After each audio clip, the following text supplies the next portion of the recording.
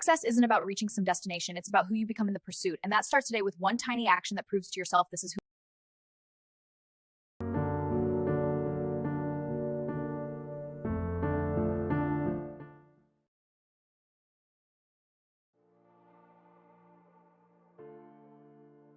You've set the goal. You've written it down. You've visualized it. You've told everyone about it. And 3 weeks later, it's dead forgotten. Buried under Netflix binges and the same old routines. Here's the truth nobody wants to hear. Goals are where dreams go to die. I know that sounds crazy. Every productivity guru, every self-help book, every success coach tells you to set goals. But what if I told you that the most successful people in the world aren't obsessed with goals at all? What if the entire system you've been taught is actually sabotaging your success? Stay with me, because what I'm about to share changed everything for me. And by the end of this video, you'll understand why chasing goals is keeping you stuck and what you should be doing instead. Number 1. The Goal Setting Trap. Let me take you back to January 2019. I was sitting in my apartment. Journal open, writing my goals for the year. Lose 30 pounds. Build a 6-figure business. Wake up at 5 a.m. every day. Read 52 books. I felt electric, motivated, ready to become the person I knew I could be. By February, I'd read 2 books. By March, my alarm was back to 7:30 a.m. By April, I'd gained 5 pounds, and by May, I was drowning in the familiar shame spiral of why can't I just stick to anything. Sound familiar? Here's what nobody tells you about goals. They're outcome-focused in a process-driven world. Think about it. When you set a goal to lose 30 pounds, you're fixated on a future version of yourself. Every day you wake up, you're still the person who hasn't achieved it yet. You're living in a constant state of not there yet. You're essentially programming yourself to feel like a failure until some distant point in the future. And here's the kicker, even if you hit that goal, the satisfaction lasts for about 48 hours before you're back to feeling empty. Looking for the next mountain to climb. Psychologists call this the arrival fallacy. We think happiness lives at the destination, but it's a mirage. James Clear, the author of Atomic Habits, put it perfectly. You do not rise to the level of your goals, you fall to the level of your systems. Goals are about results, but results are just the scoreboard. And you don't win the game by staring at the scoreboard. You win by showing up and playing better every single day. Number 2. The identity shift. So, if goals don't work, what does? Let me explain.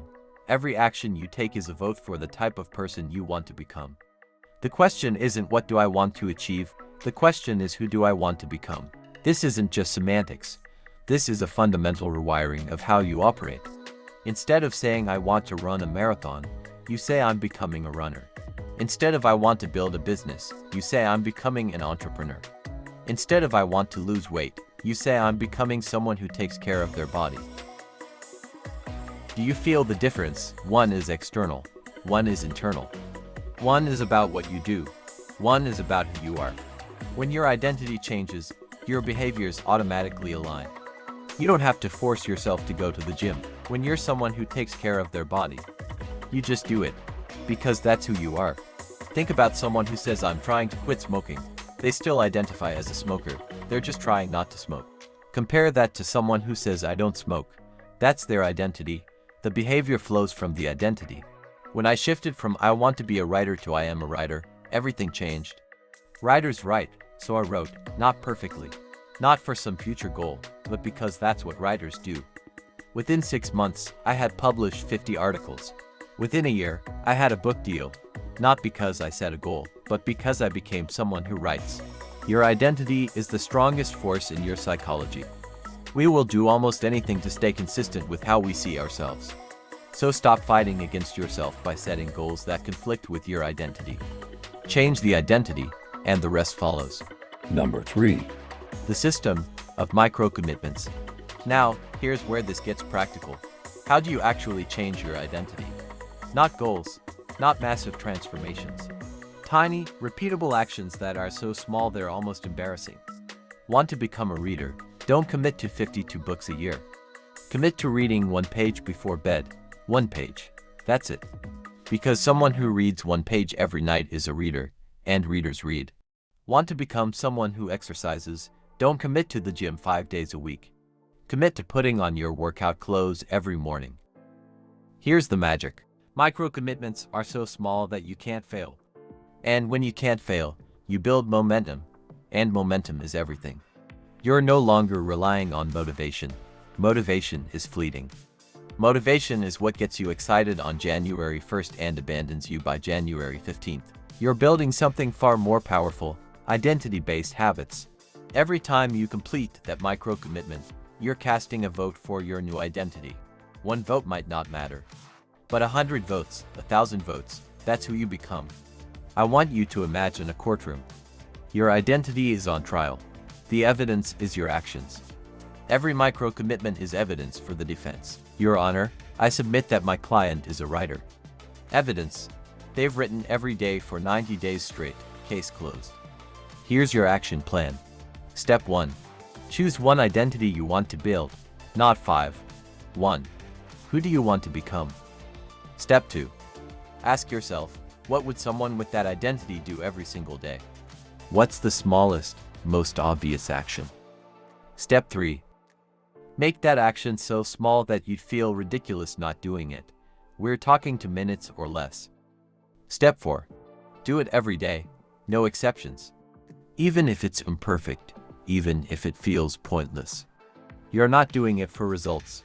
You're doing it for identity. Step 5. After 30 days, add one more micro commitment. Build slowly. Let the identity solidify. Number 4. The power of process over outcome. There's something profound that happens when you stop obsessing over outcomes and fall in love with the process. You stop living in the future. You start living now. Goals trap you in a perpetual state of not enough. The process sets you free. Because the process is something you can do today, right now, this moment. I used to wake up stressed, thinking about all the things I hadn't accomplished yet. My brain was a highlight reel of future failures. But when I shifted to identity and process, everything became simpler. I didn't need to worry about whether I'd be successful or just needed to be the person who does the work. The novelist writes every day, whether they have a publishing deal or not. The athlete trains every day, whether they make the team or not. The entrepreneur builds every day, whether they make a sale or not. Because it's not about the outcome. It's about becoming the type of person who deserves the outcome. If this resonated with you, do me a favor and hit that subscribe button. I make videos like this every week to help you become the person you know you're capable of being. Not through hype, not through empty motivation, but through real, practical systems that actually work.